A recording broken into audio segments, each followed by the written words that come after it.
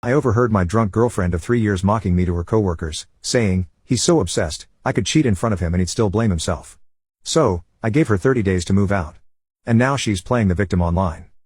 Some background: I'm 34, run my own construction company that I built from the ground up, literally and figuratively, and until recently, I was in what I thought was a solid relationship with Sophia, 29F, who works in corporate marketing for one of those trendy tech startups downtown. Classic case of opposites attract, I guess. We met 3 years ago through mutual friends at the opening of this craft brewery in the industrial district. I remember it clearly because I almost didn't go that night. I'd been up since 5 a.m. finishing a bathroom remodel for a client who was coming back from vacation the next day, and all I wanted was my couch and whatever game was on TV. But my buddy Jake had been bugging me all week about this brewery opening, saying I needed to get out more and stop being such a hermit. So there I was, nursing my second IPA, that honestly tasted like someone had liquefied a pine tree, when Sophia walked in with a group of friends. She was wearing this simple blue dress that somehow made her stand out in the crowded room, and she had this laugh that carried over the music. Not gonna lie, I noticed her immediately, but I'm not exactly smooth with the ladies, especially ones that put together. Jake, however, knew one of her friends from college and dragged me over for introductions. From the start, she seemed genuinely interested in what I did, asking questions about my business, how I got started, the projects I worked on. It was refreshing to meet someone who didn't immediately assume construction guy meant couldn't get into college. She actually seemed impressed that I worked with my hands and had built something from nothing. For my part, I admired her ambition. The way she talked about her marketing campaigns and growth strategies with such passion made me want to hear more. She was smart, driven, and had these big plans for her career trajectory. We exchanged numbers that night, and I actually texted her the next day, breaking my usual 3-day rule, which my buddies still give me grief about. Our first date was at this hole-in-the-wall Mexican place I knew about, the kind with plastic chairs but the most authentic food in the city. I was a little worried she'd be expecting somewhere fancier, but she dove into those street tacos like she hadn't eaten in days and told me it was the best first date she'd been on in years. We ended up closing the place down, talking until the owner started pointedly mopping around our table. When Sophia and I first got together, she was living with a roommate named Jess in this cramped 2-bedroom apartment downtown. The place had character, code for old and falling apart, but the location was prime, walking distance to most of the city's nightlife and only a short bus ride to her office. The trade-off was that the apartment itself was tiny, with a kitchen barely big enough for one person to turn around in and a living room that fit exactly one love seat and a coffee table. About 6 months into our relationship, Jess dropped a bomb. She was moving to Seattle for a job opportunity. It came out of nowhere, and Sophia was freaking out. The apartment was already expensive split 2 ways, there was no way she could afford it alone. Plus, finding a decent roommate in our city is like finding a unicorn, nearly impossible unless you're willing to roll the dice on Craigslist, which, after some horror stories from friends, Sophia definitely wasn't. I bought my house the year before we met. Nothing fancy, just a solid 3-bedroom in a quiet neighborhood about 15 minutes from downtown. It's an older craftsman-style place with some character and a decent-sized yard where I'd been planning to build a deck. Spoiler alert, 3 years later and that deck is still just a Pinterest board. I've been living there alone, using one bedroom as my office and the other to store tools and materials for smaller projects. Watching Sophia stress about finding a new place, I suggested she move in with me. No pressure, I told her, the offer was there when she was ready. I didn't want her to feel rushed into a bigger commitment than she was comfortable with, but it seemed like a logical solution. A month later, after viewing a couple of truly depressing studio apartments, she took me up on it. The day she moved in was chaos. Her parents drove down from 2 hours away to help, and between her dad's backseat driving and her mom's insistence on reorganizing my kitchen cabinets mid-move, "Marcus, honey, why are your drinking glasses above the stove? That makes no sense." It was a test of patience. But by that evening, with her family gone and boxes everywhere, we ordered pizza, opened a bottle of wine, and sat on the floor of what was now our living room, and it felt right. At first, things were great, better than great, actually. Sophia had an eye for design that I definitely lacked. My idea of decoration had been hanging my grandfather's old fishing lures in shadow boxes and calling it a day. Within a month, she'd transformed the place. Nothing dramatic or expensive, just thoughtful touches that made it feel more like a home than a guy's crash pad. She found this vintage map of our city at a flea market and had it framed for my office. She replaced my mismatched towels, accumulated from various Christmas gifts over the years, with actual sets that coordinated. She even managed to find throw pillows that I didn't hate, no small feat considering my general disdain for decorative items that serve no practical purpose. We agreed that she'd contribute a fixed amount monthly, well below what market rent would be, but enough to help with utilities and groceries. I never put her name on the deed or mortgage, and honestly, she never asked.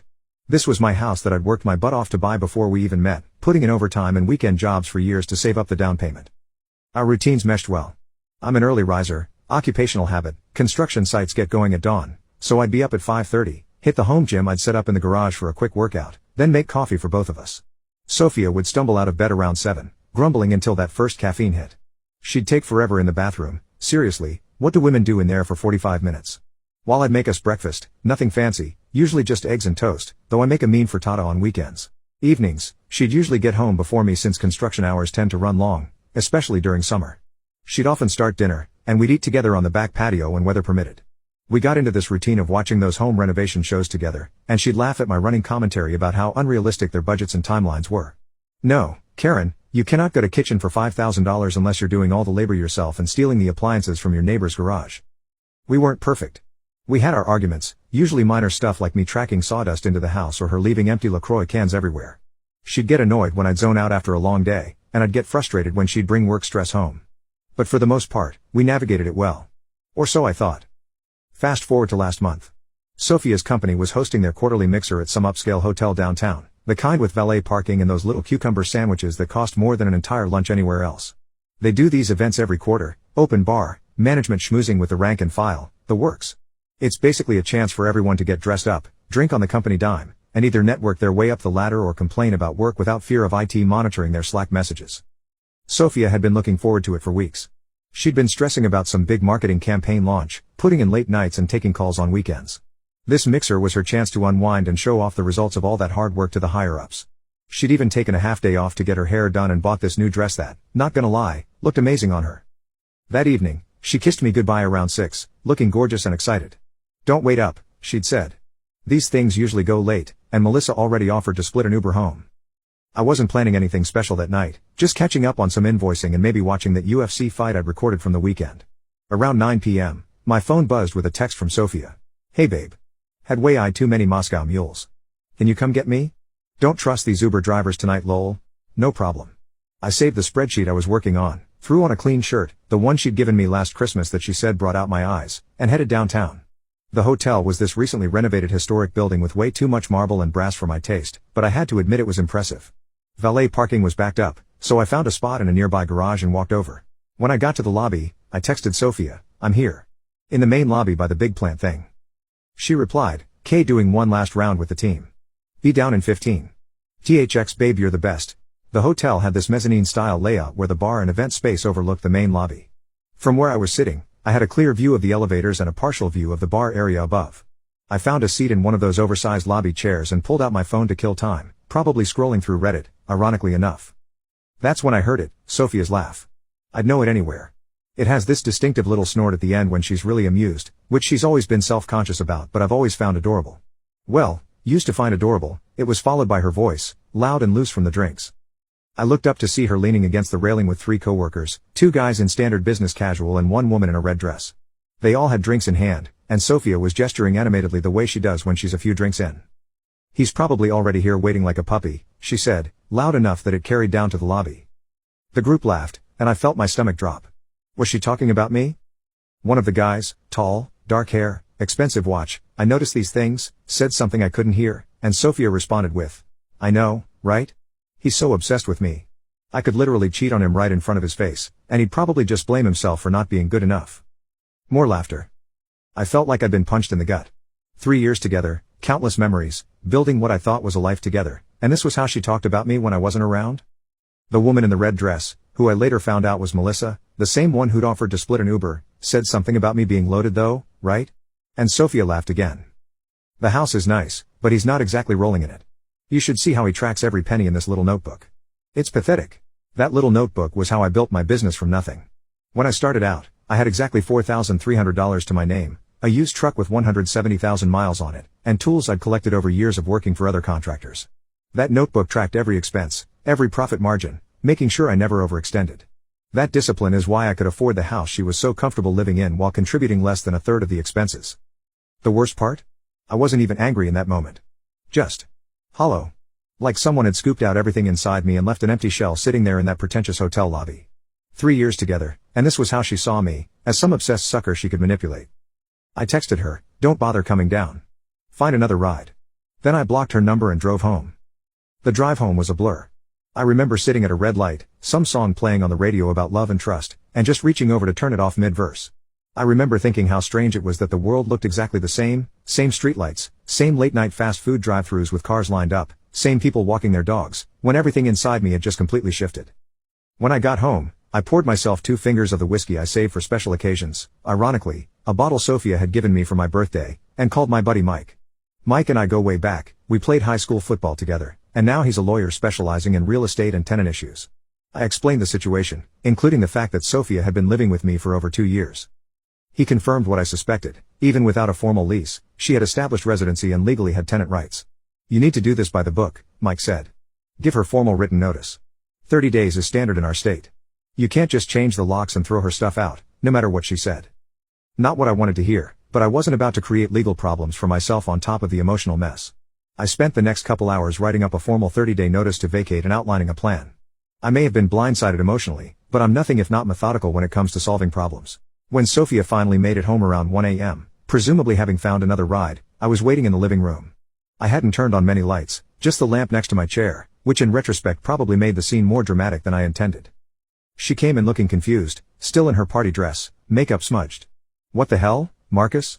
Why did you leave me stranded? And why did you block my number? I had to get a ride from Kevin. I stood up, handed her the written notice, and said, I was in the lobby. I heard everything you said upstairs. You have 30 days to find a new place. This is your formal notice. Her face went through about 5 different expressions in 3 seconds: confusion, realization, panic, anger, and finally, damage control. Baby, no. I was drunk. It was just stupid work talk. I didn't mean any of that. She tried to reach for me, but I stepped back. Save it. I'm sleeping in the guest room tonight. Tomorrow, I'll help you pack whatever you need immediately. The rest you can get during the notice period. She started crying, tried to follow me as I walked away, but I closed the guest room door and locked it. I could hear her sobbing and pleading through the door, then trying to call my phone repeatedly. I'd silenced it. I didn't sleep much that night.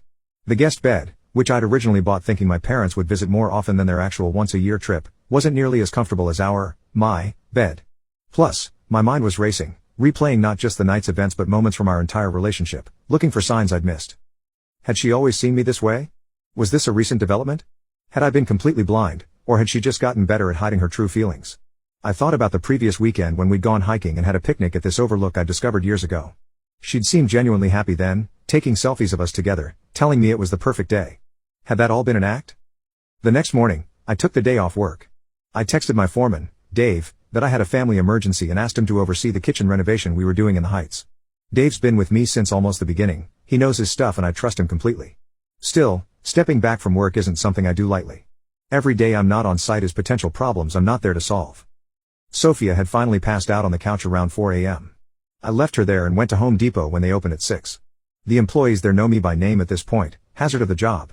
I bought a separate keypad deadbolt for the guest room and installed it before Sophia woke up. This would be my private space for the next month where I could keep my important documents and valuables. When Sophia woke up, she tried again with the tears and explanations. She looked rough, still in last night's clothes, mascara streaked down her face, hair a tangled mess. For a split second, I felt that instinct to comfort her, to put my arms around her and tell her everything would be okay. But then I remembered her voice. He's so obsessed with me. I could literally cheat on him right in front of his face. I cut her off. Look, I'm not interested in drama. You have 30 days as the law requires. I'll be civil, but we're done. If you want to leave sooner, that's your choice. But my stuff is all still here. Take what you need now. The rest you can move gradually or all at once, whatever works for you. I'll be staying in the guest room with my own separate lock until you're out. You're really doing this over one stupid drunk comment? It wasn't just a comment. It was the truth. You showed me exactly what you think of me. She stormed off to shower and get ready for work. I heard her making calls, presumably to friends, looking for a place to stay.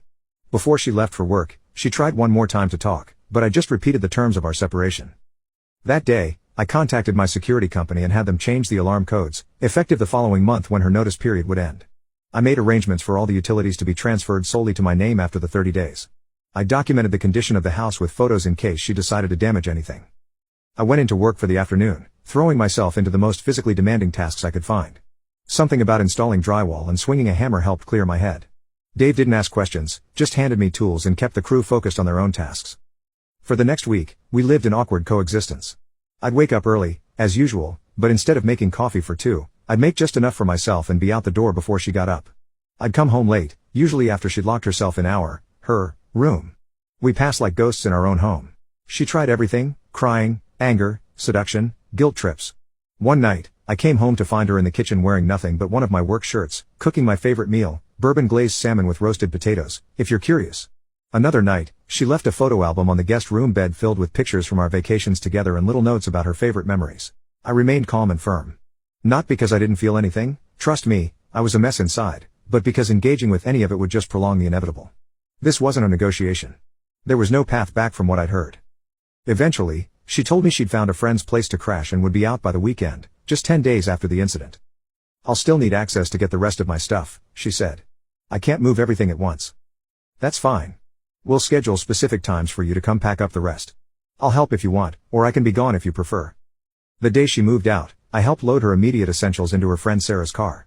Clothing, toiletries, electronics, some kitchenware she'd brought with her originally. It was a silent, tense process. Sarah kept shooting me these dirty looks, and I could tell Sophia had given her the heavily edited version of events. I didn't care. I wasn't going to try to win over her friends or justify myself to them. The only person I needed to be right with was me. Before she left, Sophia tried one last time. I really do love you, Marcus. What you heard, that wasn't me. That was just stupid drunk talk trying to impress people I don't even care about. I just nodded. I've got your things organized in the garage for when you're ready to get the rest. Just text me and we'll arrange a time. After she left, I changed the code on the electronic keypad for the front door. She still had a physical key to the old deadbolt, but the electronic lock would prevent access. I also temporarily disabled her fingerprint access to the smart lock and changed the alarm code, documenting all these changes with dated notes in case of future legal questions. That night was the first night in our house, my house, without her. I ordered a pizza, something she never wanted since she was always trying to eat clean, opened a beer, and watched an action movie at full volume with my feet up on the coffee table. It should have felt liberating, but mostly it just felt empty. I spent Sunday deep cleaning the kitchen and reorganizing my office, which had become a catch-all space during our time together. I found a drawer full of her things, hair ties, a spare phone charger, a half-empty bottle of the perfume I'd given her last Christmas. I packed it all in a box to add to her remaining belongings.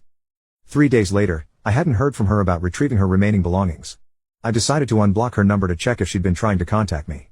When I did, I found 62 missed calls and a flood of text messages ranging from furious to desperate. What the heck is wrong with you? Answer your freaking phone. Please, baby. I'm sorry for whatever I did. You can't just throw me out. I live there. I'm calling the police. Please, I need my stuff for work tomorrow. I'm at Sarah's, but I can't stay here. Can we please just talk? The most recent text was from the night before. I know you heard me at the party. I was drunk. I didn't mean it. Please give me a chance to explain. I replied with one message. Your remaining belongings are organized in the garage. Text me to schedule a time to pick them up. You can have access any day this week between 5 to 8 p.m. Let me know which day works. She responded immediately. Can I come tonight? Yes. The garage keypad code is 1234 for today only. I've arranged everything in labeled boxes. The side door to the garage will be unlocked from 5 to 8 p.m. She showed up at 6:30 p.m. I stayed inside the house, monitoring through the security cameras I had installed in the garage years earlier for tool theft prevention. Losing $3,000 worth of tools in one night early in my career had made me security conscious. She spent about an hour going through everything, occasionally wiping tears away. Before leaving, she looked directly at the camera and extended her middle finger. Once her car was gone, I went out and changed the garage keypad code again, then locked the side door. She had taken most of her remaining possessions, leaving behind only some decorative items and kitchenware we bought together.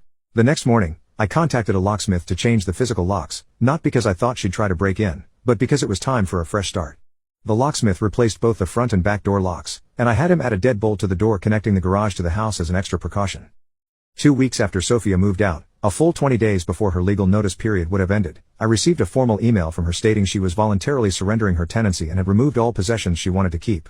I forwarded this to Mike to confirm it was legally sufficient documentation. Since then, she's been on a campaign to trash me to anyone who will listen. According to her social media, which I've only seen screenshots of from friends, I blocked her on everything the night of the incident. I'm controlling, financially abusive, and threw her out with nothing because I was obsessed and couldn't handle rejection. The truth? I never once checked her phone, never questioned who she was with, never put restrictions on her spending or demanded she account for her time. I was just a guy who loved his girlfriend and thought we were building something together. Our mutual friends have mostly tried to stay neutral, which I respect. A few have quietly let me know they're on my side but don't want to get publicly involved in the drama. My close friends who've known me for years know the truth, and that's what matters to me. Last night, I got a text from one of the coworkers who was there that night, the woman in the red dress. Turns out she and Sophia aren't on speaking terms anymore. You should know she's been talking about moving in with Kevin from sales. Same guy she was flirting with at the party. Apparently, they've been hooking up for a while. Sorry. I didn't feel anything reading it. No anger, no jealousy, nothing. That's when I realized I was actually free. Today, I hired a cleaning service to deep clean the house. They scrubbed everything from the baseboards to the ceiling fans. I threw out the sheets, rearranged the furniture, moved her remaining mail to a box for her to pick up if she ever bothers to ask for it. I even repainted the bedroom, a project she'd been pushing for but we never got around to. Went with a deep blue instead of the gray she'd wanted. My house, my choices. One of our mutual friends texted asking if I was okay after the breakup. I replied, never better. House is quiet, bills are lower, and I don't have someone pretending to love me while mocking me behind my back. She called me cold. Maybe I am, but I'd rather be cold than be someone's joke. Here's what I've learned: when someone shows you who they are, believe them the first time. I'm not saying I was perfect. No relationship is one-sided. But respect is non-negotiable. And the moment I heard her true thoughts, the decision made itself. I wasn't obsessed with Sophia. I was invested in us. There's a difference. When I realized us was just a convenient fiction for her, walking away wasn't hard. It was the only option that preserved my self-respect. The funny thing is, I actually do blame myself, not for not being good enough like she joked, but for missing the red flags along the way. The subtle digs about my career choice, it's cute how passionate you were about bathroom renovations, the constant comparisons to her coworkers' boyfriends, the way she'd roll her eyes when I talked about business goals. But that's on me, and I own it. I ignored those things because it was easier than confronting the truth that I was with someone who didn't respect me. For the guys reading this who might see themselves in my story, remember this: being a good partner doesn't mean being a doormat. The minute someone shows they don't value you, walk away. No drama, no revenge plots, no desperate attempts to win them back. Just pick up your dignity and move on. As for me, the company's doing well, just landed a contract for a full restaurant renovation that'll keep us busy through summer. I've refocused on work, started hitting the gym regularly again, and reconnected with friends I'd neglected. I've even taken up mountain biking on weekends, something Sophia always complained took too much time away from us. My house feels like mine again. I can leave my work boots by the door without hearing about tracking dirt everywhere. I can eat cereal for dinner if I want. I can fall asleep watching documentaries about ancient civilizations that Sophia found boring. And those 62 missed calls? They're still unanswered. Some things don't deserve a response. Edit: wow, this blew up overnight. Thanks for the comments. To answer some common questions. 1. Yes, I handled the situation legally by giving her formal 30-day notice as required in my state, even though she voluntarily left much sooner. I consulted with a lawyer friend from the beginning to make sure I did everything by the book. 2. No, I'm not interested in getting her back or revenge. That's not the point. 3. For those asking if there were warning signs, in hindsight, yes. She'd make jokes at my expense in front of friends. She'd compare our relationship to her friends' relationships constantly. Classic stuff I should have picked up on. 4. To the people saying I should have confronted her at the party, what would that have accomplished besides a messy public scene? Actions speak louder than words. 5. And finally, yes, I really do track my business expenses in a physical notebook in addition to accounting software. It's a habit from when I started with nothing but a truck and some tools. Sue me. Edit 2. For those asking about the house, yes, I bought it before we met. No, her name wasn't on anything. She paid a fixed monthly contribution, not formally rent, but functionally similar. This wasn't some elaborate scheme to screw her over financially. It was just the arrangement that made sense when she moved in. Edit 3. Since people keep asking about the aftermath, yes, I've heard through mutual friends that she's already officially dating Kevin from her office. No, I don't care. And no, I'm not sitting around plotting revenge or crying into my beer. I'm just living my life. Edit 4. Someone asked about what happened with her stuff that she left behind. After she got the main things from the garage, there were still some decorative items, books, and kitchen gadgets she didn't take. I boxed everything up neatly and have it stored in the basement. I sent her one text letting her know I have these items if she wants them, and she can arrange a time to pick them up.